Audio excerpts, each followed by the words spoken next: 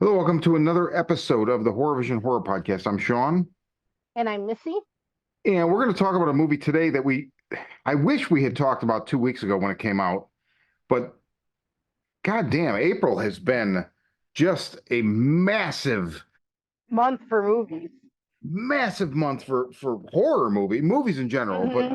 I mean, horror movies as well. And this was one I feel like was underrepresented in marketing and just, like the kind of media blitz, which is weird because Nick Cage is in it, right? Yeah, I'm kind of surprised that it didn't get more promotion because of that. We're talking about Benjamin Brewer's Arcadian. And this is a movie that by the time you're listening to this, it won't be in the theaters anymore. So we apologize. But I feel like Missy and I both felt like we wanted to talk about this movie because it is a Shudder production. They were, one of the producing parties on it. And so it will be on Shudder at some point. And I would really like to see it gain a following on the back end on the home video market because I don't know. I mean, I know you really like this. I did too. I mean, talk Right. about Arcadian.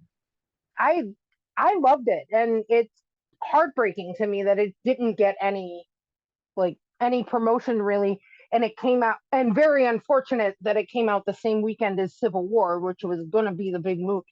Yeah.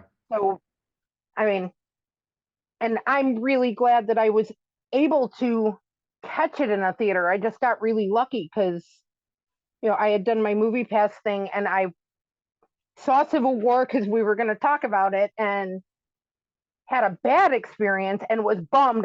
Because it's like, okay, and I'm going to miss the movie I really wanted to see because I wanted to do the other thing. And then it was not what I wanted.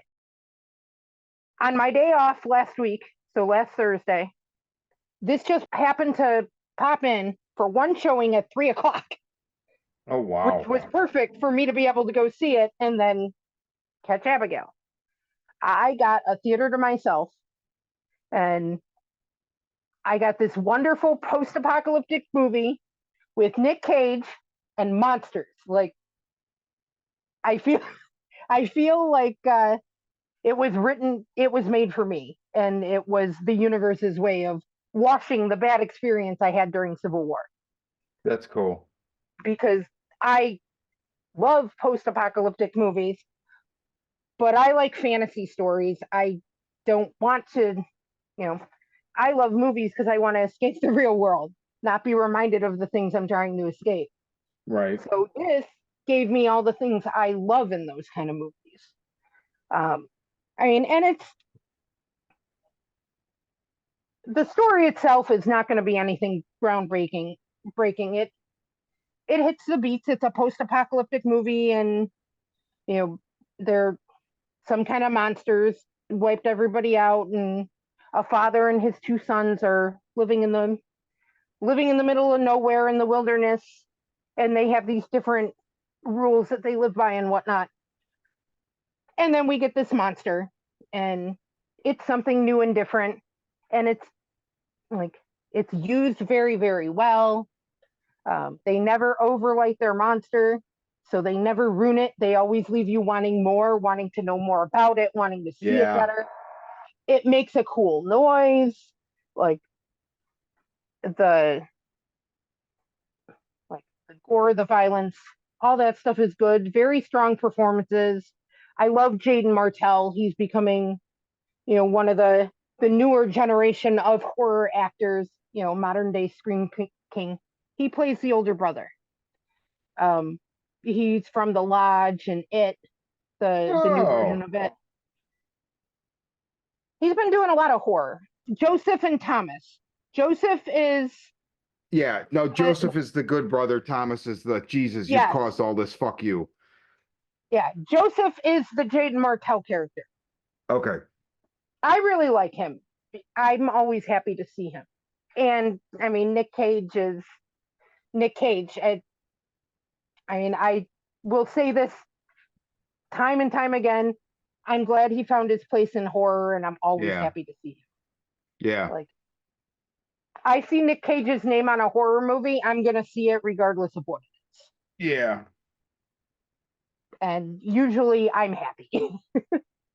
No, it's super solid, and yeah, we went the other night, and I was just like, I mean, I was at like a theater. It left my Regal where I have a pass, so I was like surprised it was at the AMC because the AMC has like fucking 5 theaters, and I had to pay, but I'm like, that's fine, whatever.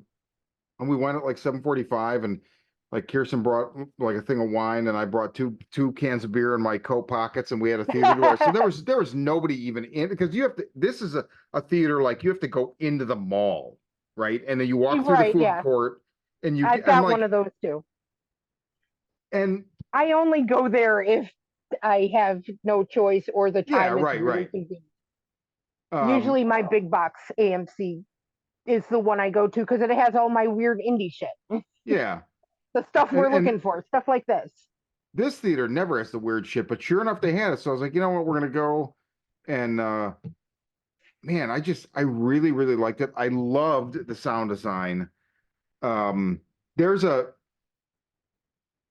there's a piece of score of the musical score that accompanies the monsters near the end, and I think it's just like a loop, but I don't know Okay. what it is. But what we had the theater to ourselves, so like if we wanted to comment, to one another, we would. And so I was like, Mm-hmm. I don't know what this music is, but I need it in my life every fucking day. Like it was just so oh man, I don't know, just psychologically like almost traumatic, but invigorating Okay. at the same time. And I didn't even notice it because I was so focused on the noise the monster made. I don't think I heard the music. Like I don't remember. We'll do a little listeners will give you a warning.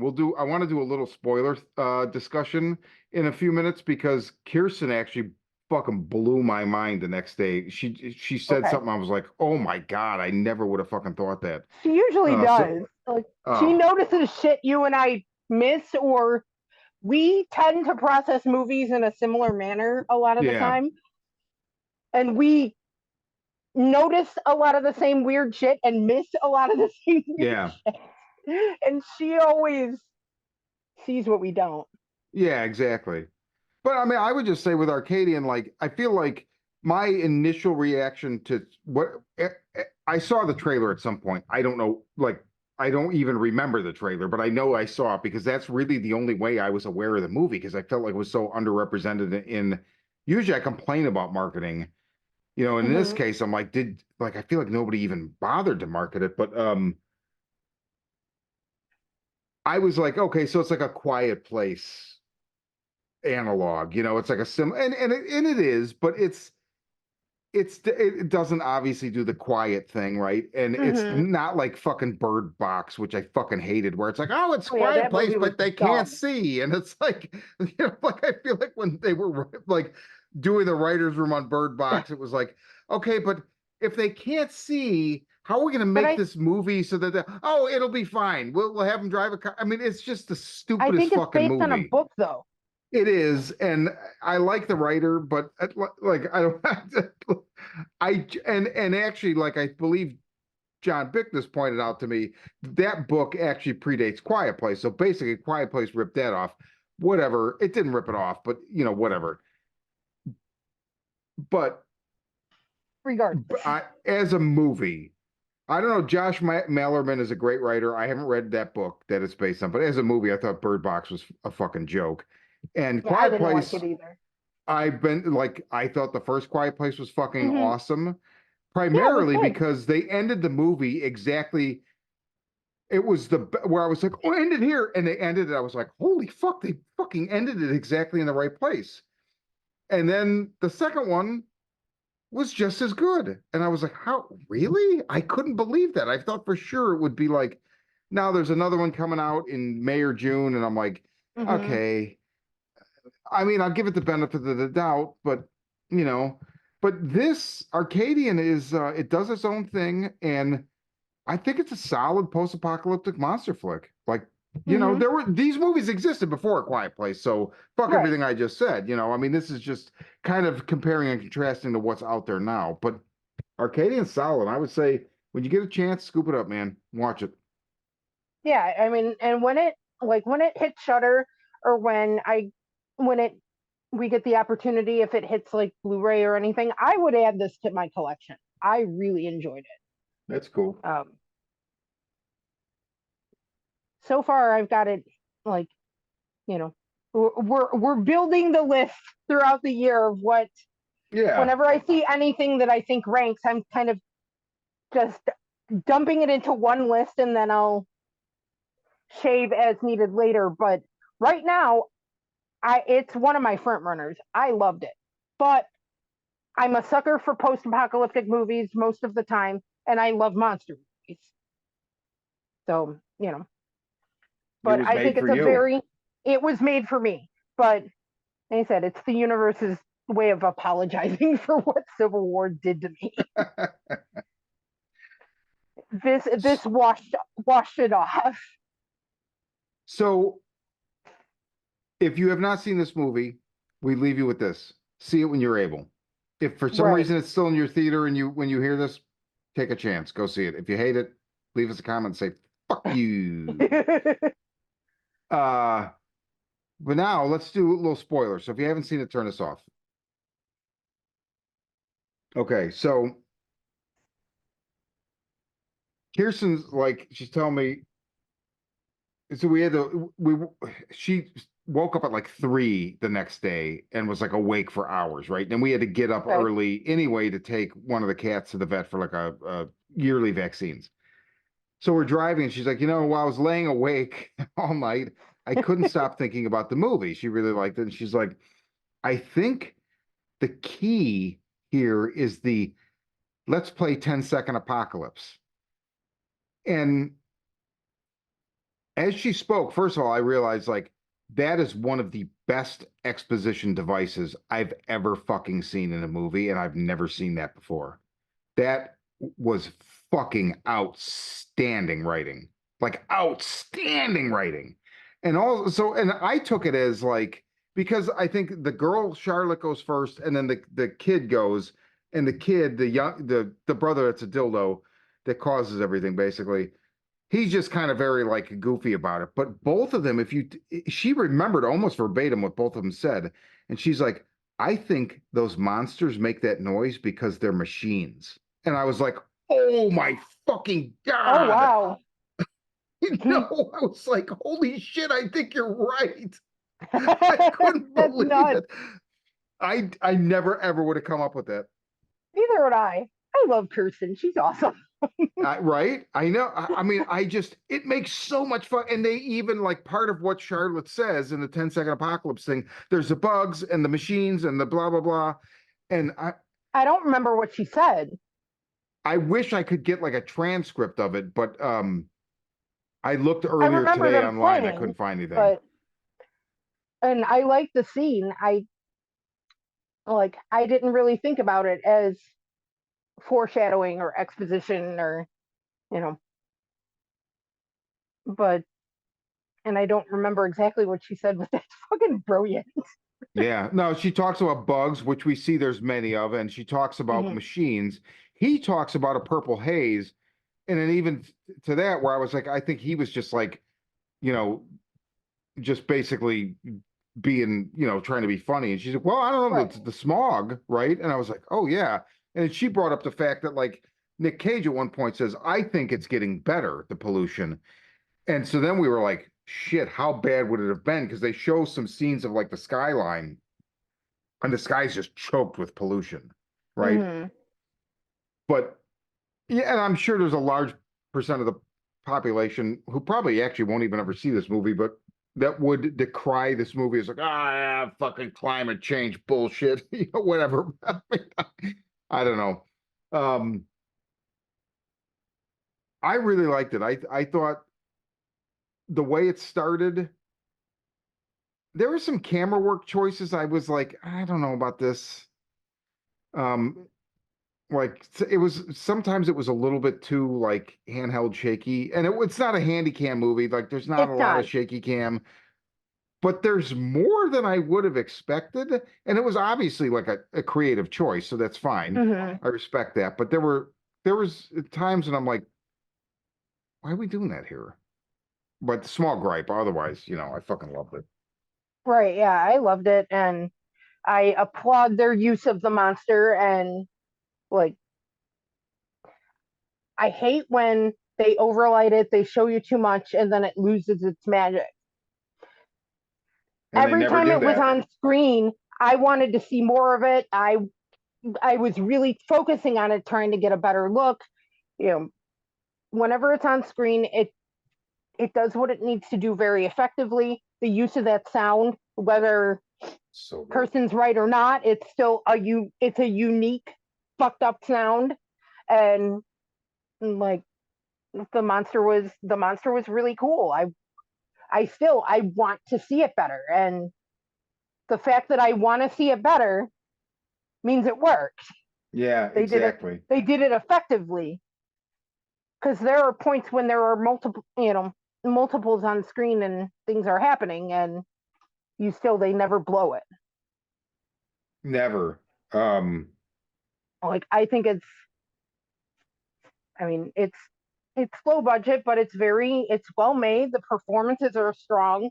The relationship between Nick Cage and Jaden Martell is like their chemistry is very good, and overall, I really enjoyed it, and look forward to watching it again. If you like Yeah. post-apocalyptic, you know, fantasy monster movies, things more along the line of Stakeland and Mad Max than Civil War, but I think you'll like this. Yeah, I agree. I agree. That's Arcadian. So again, sorry we're reviewing it like, this is Thursday night, Wednesday night, the 25th, and or I don't fucking this. This is Wednesday night, the 24th, and I'm sure it'll be out of the theaters tomorrow or Friday, so But it'll probably hit Shudder quickly, because hopefully. a lot of Hopefully. these Shudder movies, they've been hitting Yeah. Shudder within a couple months. Yeah. I mean, stop motion is supposed to hit at the end of May. Yeah. Late Night with the Devil is already there. Everybody's talking about it. Yeah. So I mean, probably within a couple months, Arcadian will hit, and check it out. I think it's worth your time. Yeah. Agreed. So, for the Horror Vision Horror Podcast, I'm Sean. And I'm Missy. Watch out for them monsters.